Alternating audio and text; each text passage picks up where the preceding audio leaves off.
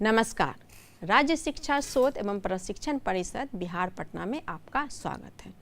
तो पिछली कक्षा में बच्चों हमने टीएलएम के माध्यम से कक्षा 8 के विज्ञान के तीसरे अध्याय का अध्ययन किए थे, फसल उत्पादन, यानी कि फसलों के बारे में हमने विस्तृत रूप से जानकारी प्राप्त कर ली कि फसल हमें कैसे प्राप्त होता है, फसल के उगाने से लेकर भंडारण तक की, यानी हमारे घर तक आने की पूरी प्रक्रिया को हमने विस्तृत रूप में जाना। विभिन्न प्रकार के मौसम, हमारे भारत देश में कितने प्रकार के मौसम होते हैं उसके बारे में भी जाना। फसलों के बारे में भी जानकारी प्राप्त कर ली कि किन किन मौसम में कौन सी फसलें पाई जाती हैं। उसके बाद हमने जंक फूड के बारे में भी जानेंगे। तो इस अध्याय में हम जंक फूड के बारे में जानेंगे और अत्यधिक जंक फूड को खाकर हमारे सेहत पर बुरा असर पड़ता है। तो थोड़ी जानकारी हम जंक फूड के बारे में भी जानेंगे। फिर उसके बाद हम मोटे अनाज के बारे में भी जानेंगे। फिर संतुलित आहार, यानी कि हमारा भोजन कैसा होना चाहिए, एकदम संतुलित। पहले भी हमने पढ़ाया था कि संतुलित आहार खाने से हम एकदम से ऊर्जावान दिखते हैं, एकदम से एक्टिव, खेलने में, पढ़ने में, सभी कार्यों में हमको मन लगता है। तो संतुलित आहार के बारे में भी जानेंगे। संतुलित आहार के विभिन्न अवयवों के बारे में भी हमने जाना था। कौन कौन सा अवयव था बताइए। तो संतुलित आहार के मुख्य 5 अवयव होते हैं: कार्बोहाइड्रेट, प्रोटीन, वसा, खनिज लवण और विटामिन्स होते हैं ना। यानी कि संतुलित आहार उसे कहते हैं जो ये 5 अवयव है, ये सारे अवयव हमारे भोजन से हमें प्राप्त हो, इसे कहते हैं हम संतुलित आहार। तो कार्बोहाइड्रेट किससे प्राप्त होता है? चावल से और आलू से। चलिए, आपने अभी तक भूला नहीं पिछली कक्षा के जानकारियों को। और चलिए प्रोटीन के बारे में भी बता दीजिए, याद है या भूल गए? दूध से? अरे वाह, मांस मछली से भी? चलिए सब पता है आपको। और वसा यानी कि फैट, तेल से, घी से। चलिए, और विटामिन और खनिज लवण, ताजे हरी सब्जियां, विभिन्न प्रकार की रंग बिरंगी सब्जी होती है ना, कोई हरी, कोई लाल, कोई पीली, मम्मी बनाती है ना, एकदम से स्वादिष्ट। और विटामिन भी मिलते हैं, विभिन्न प्रकार के मौसमी फल। तो इन सभी चीज़ों को बच्चों हमें अपने आहार, ये जो हम रोज़ भोजन करते हैं, हमारा जो दैनिक भोजन है, अगर इन सारे चीज़ों का इस्तेमाल अगर हम भोजन में करें तो हम कम बीमार पड़ेंगे और जल्द ठीक भी हो जाएंगे, है ना। तो चलिए सबसे पहले हम जानकारी प्राप्त करते हैं जंक फूड का, टीएलएम के माध्यम से। किसके माध्यम से? टीएलएम के माध्यम से। टीएलएम तो आपको बनाने में भी मज़ा आता है और टीएलएम से पढ़ने में भी बहुत मज़ा आता है ना। पिछली कक्षा में हमने पढ़ाया था, तो उसी को हम आगे करते हैं और थोड़ी जानकारी हम जंक फूड के बारे में प्राप्त करते हैं कि जंक फूड किसे कहते हैं। चलिए देखते हैं टीएलएम के माध्यम से। अब हम थोड़ी जंक फूड के बारे में भी जानकारी प्राप्त कर लेते हैं। देखिए लिखा हुआ है यहाँ, चिप्स, कैंडी, बर्गर, पिज्ज़ा, तला भुना कोई भी चीज़, नूडल्स, चाउमीन जैसे फास्ट फूड, ये सारे जो हैं क्या कहलाते हैं बताइए? ये सारे कहलाते हैं जंक फूड। और यह हमारे स्वास्थ्य के लिए बिल्कुल भी लाभदायक नहीं है, यानी कि इसमें पोषक तत्व बिल्कुल भी नहीं पाया जाता है। जंक फूड में पोषक तत्व नहीं पाया जाता है।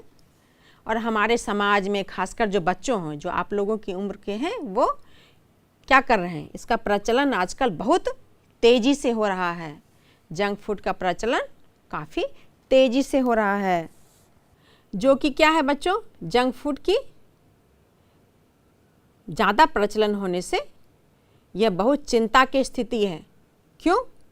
क्योंकि जब हम ज़्यादा जंक फूड का इस्तेमाल करेंगे तो हम अस्वस्थ हो जाएंगे और हम बीमार पड़ जाएंगे। और जब हम बीमार पड़ जाएंगे तो क्या होगा? इसका असर तो हमारे समाज पर तो दिखता ही है, लेकिन ये जब हम बीमार पड़ जाएंगे तो क्या होगा? हम अपना काम भी ठीक से नहीं कर सकते हैं। आजकल हमारे देख रहे हैं ना आसपास कितनी सारी बीमारियां बच्चों में ही हो रही है। जो बीमारियां बड़ों उम्र में होती थी वो हमें बच्चों में भी हो रही है। आजकल बच्चों में देखिए मोटापा हो रहा है, छोटे छोटे बच्चों को चश्मे लग रहे हैं, सर दर्द हो रहा है, शरीर में कोलेस्ट्रॉल भी बढ़ जाता है और भी विभिन्न प्रकार की बीमारियों से हम जूझ रहे हैं। देखिए चित्र में हम देख पा रहे हैं कि ये ओबेसिटी है, यानी कि जंक फूड का अत्यधिक इस्तेमाल से ये मोटापा हो गया है। क्या हो गया? ये मोटा हो गया है। और ये देखिए हार्ट डिजीज हो गया है इसको, यानी हृदय से संबंधित रोग हो गया है। और इससे देखिए लॉस ऑफ मेमोरी हो रहा, कंसंट्रेशन, यानी इसको ध्यान ठीक से नहीं लग रहा है। और ये देखिए ये बोन, हड्डियों में भी ये डिफिशियंसी कर रहा है। तो यानी कि ये सारे क्या है बच्चों? ये सारे जो है ये जंक फूड के अत्यधिक इस्तेमाल से हो रहा है। तो कुछ जंक फूड को हम चित्र के माध्यम से देख लेते हैं कि ये सारे जो यहाँ चित्र हम देख रहे हैं बच्चों, इसे हम अपने खाने में इस्तेमाल कम करना चाहिए। क्या करना चाहिए? बहुत अत्यधिक अल्प मात्रा में कभी कभी हम इसे अपने खाने में इस्तेमाल कर सकते हैं, लेकिन ज़्यादा मात्रा में कभी नहीं खाना है। आप चित्र देख लीजिए और इन सभी चीज़ों का उपयोग बहुत ही कम मात्रा में कीजिएगा। देखिए सबसे पहले चित्र में क्या है? ये बर्गर है, कुकीज है, चॉकलेट है, कैंडी है, डोनट्स है। उसके बाद देखिए क्या है? देखिए पिज्ज़ा है, केक है, आइसक्रीम, समोसा, नूडल्स, कचौड़ी, चिप्स, फ्रेंच फ्राई, पकौड़ियाँ, और ये कार्बोनेटेड ड्रिंक जो होता है ये, जैसे कि इसमें कौन कौन से चीज़ आते हैं? माजा, स्प्राइट, कोको कोला और पानी पूरी। तो इन जितने सारे चित्रों को हमने अभी देखा बच्चों, इससे हमें अपने भोजन में कभी कभार अल्प मात्रा में इस्तेमाल करना चाहिए। लेकिन अगर आपने जंक फूड का अत्यधिक इस्तेमाल किया तो आप बीमार पड़ गए। बीमार जब पड़ गए, इसे ठीक होने के लिए क्या करना पड़ेगा? हमें अपने आहार में ध्यान देना होगा। चलिए हमारे TLM में इसका भी इलाज है। देखिए ये देखिए, इसलिए बच्चे को जंक फूड से होने वाली हानियों को सबसे पहले बताना होगा। अब आप जान गए कि जंक फूड के खाने से कितनी सारी हानियां होती हैं। इसके नकारात्मक प्रभाव को आप जाने तो आज से जंक फूड का इस्तेमाल अपने भोजन में बहुत ही कम मात्रा में करना होगा। और मोटे अनाज से फ़ायदा, मोटा अनाज हमारे स्वास्थ्य के लिए बहुत ही लाभदायक है। मोटा अनाज में क्या है बच्चों? मोटा अनाज में आता है ज्वार, बाजरा, मरुआ, मकई। इन सभी से बनने वाले व्यंजन को हमें अपने भोजन में ज़रूर इस्तेमाल करना चाहिए। मोटे अनाज को अपने भोजन में शामिल करने से हम एकदम स्वस्थ रह सकते हैं। और जंक फूड को खाने से क्या रहेंगे? जंक फूड को खाने से बीमार हो जाएंगे। देखिए हम चित्र में देख पा रहे हैं कि जौ है, मकई है, और ये मिलेट्स है, बाजरा है। तो इन सारी चीज़ों का हम अपने खाने में इस्तेमाल करेंगे, तभी हम क्या रहेंगे बताइए? स्वस्थ रहेंगे। और स्वस्थ रहने के लिए मोटे अनाज का इस्तेमाल करना आवश्यक है। उसके बाद हम चलेंगे कहाँ? देखिए उसके बाद हम चलेंगे संतुलित आहार पर, यानी कि बैलेंस्ड डाइट। अभी हमने थोड़ी बहुत संतुलित आहार के बारे में भी जानकारी दी थी ना। चलिए संतुलित आहार क्यों आवश्यक है? संतुलित आहार जो है बच्चों हमारे शरीर की वृद्धि के लिए, यानी कि बढ़ने के लिए। आप छोटे से बच्चे थे ना, क्लास 1 में कितने छोटे थे, अभी आप 8 में चले आए, तो आपकी लंबाई में क्या हुई? वृद्धि हुई। और आपके अच्छे स्वास्थ्य को, यानी कि आपको हेल्दी बनाए रखने के लिए हमारे आहार में, यानी हमारे भोजन में वो सारे पोषक तत्व उचित मात्रा में रहनी चाहिए। ज़्यादा भी नहीं रहना चाहिए, उचित मात्रा में रहनी चाहिए। क्यों?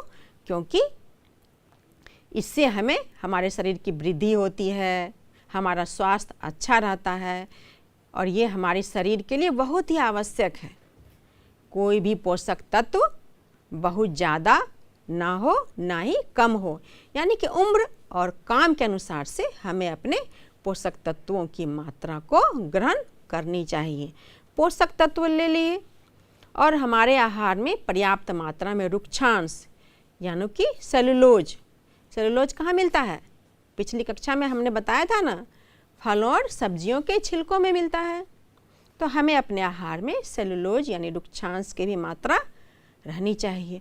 और इन सभी आहार को पचाने के लिए क्या ज़रूरी है? जल। जल भी हमें एक निश्चित मात्रा में पीनी चाहिए। यह नहीं कि हमने सिर्फ आहार ही लेना है, सिर्फ खाना ही खाना है। हमारे भोजन में जल की भी मात्रा होनी चाहिए। तब इन सारों चीज़ों यानी कि जो संतुलित आहार के जो 5 घटक हैं बच्चों, जिसे हमने पहले बताया था, इन सारे 5 घटकों को मिलकर खाने से हमारा आहार क्या होता है? संतुलित आहार यानी कि बैलेंस डाइट। और स्वस्थ रहने के लिए, वृद्धि करने के लिए, हमारे शरीर की टूट फूट की मरम्मत करने के लिए हमें संतुलित आहार की आवश्यकता है। चलिए अब टीएलएम में आगे की ओर देखिए कितना अच्छा टीएलएम है। एक ही टीएलएम से हमने कितनी सारी जानकारी प्राप्त कर ली। जंक फूड के बारे में भी जाना, संतुलित आहार के बारे में जाना, मिलेट्स मोटा अनाज के बारे में भी जाना। अब हम जानते हैं हमारा आहार यानी कि हमारा भोजन जो कहाँ से मिलता है? फसलों से। चलिए अब हम अपने आहार के बारे में देखिए, कविता है, कितना सुंदर कविता है। देखिए इस कविता और कहानी को पढ़कर तो बच्चों आप एकदम से क्या होते हैं? प्रफुल्लित हो जाते हैं, है ना। और तो इस कविता के माध्यम से हम अपने आहार के बारे में और जानकारी प्राप्त करेंगे। बताइए, देखिए क्या है? कैसा हो अपना आहार। आपका आहार जो है, आपका भोजन कैसा होना चाहिए? आओ मिलकर करें विचार। तो हम सब मिलकर विचार करते हैं कि हमें किस तरह का भोजन करना चाहिए। देखिए उसके नीचे क्या है?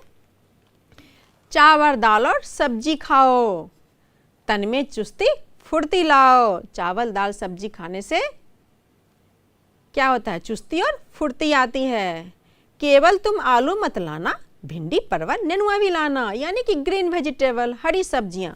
यह नहीं कि सब्जी खा रहे हैं, आलू क्या सिर्फ सब्जी ही खा रहे हैं। आलू मत लाना, भिंडी परवल नेनुआ और भी बहुत सारी सब्जियां उसको भी खाना। दूध दही तुम छक्कर खाओ, फल फूलों के बाग लगाओ। घर में फल फूलों को उगाना भी चाहिए। और दूध दही, दूध नहीं अच्छा, किसको किसको दूध पसंद है? सबको। रोज हमें दूध खाना पीना चाहिए। तो दूध दही तुम छक्कर खाओ, फल फूलों के बाग लगाओ। जब बाग लगाएंगे तो हमें मीठे मीठे स्वादिष्ट फल मिलेंगे। और देखिए फलों के नाम भी है नीचे। आम अमरूद पपीता खाओ, केला बेल भी घर ले आओ। उसके बाद गर्मी में क्या है? उफ कितनी गर्मी होती है ना। खरबूज तरबूज ककड़ी खीरा, गर्मी की हरती है पीरा। गर्मी में कितनी गर्मी लगती है। और ये तरबूज खरबूज में क्या होता है? अत्यधिक मात्रा में पानी रहता है। ये हमें गर्मी की पीड़ा को थोड़ा कम कर देता है, यानी कि आसान करता है। खूब करो पानी का व्यवहार, इसकी महिमा अपरंपार, यानी पानी भी हमें 3 से 4 लीटर पीना चाहिए। भोजन में हो खूब सलाद, इसका है अपना अंदाज। भोजन में हरी सब्जियां, सलाद, कच्ची सब्जियां को काट काट कर सलाद के रूप में इस्तेमाल करना चाहिए। और इसके खाने से तो बहुत सारे पोषक तत्व हमें मिल जाते हैं। तो कौन कौन से चीज़ खाने चाहिए? मूली टमाटर गाजर खाना, पालक को भी तुम भूल न जाना। पालक भी पालक में बच्चों आयरन की बहुत मात्रा पाई जाती है, इसलिए हमें पालक के भी सब्जी खाना चाहिए। भुंजा सत्तू नियमित खाएं, वैद्य हकीम घर न आए, यानी कि रुक्षांश। भुंजा और सत्तू का जब हम इस्तेमाल करेंगे तो ये रुक्षांश की मात्रा हमारे भोजन में जाएगा और डॉक्टर के पास हमें नहीं जाना पड़ेगा।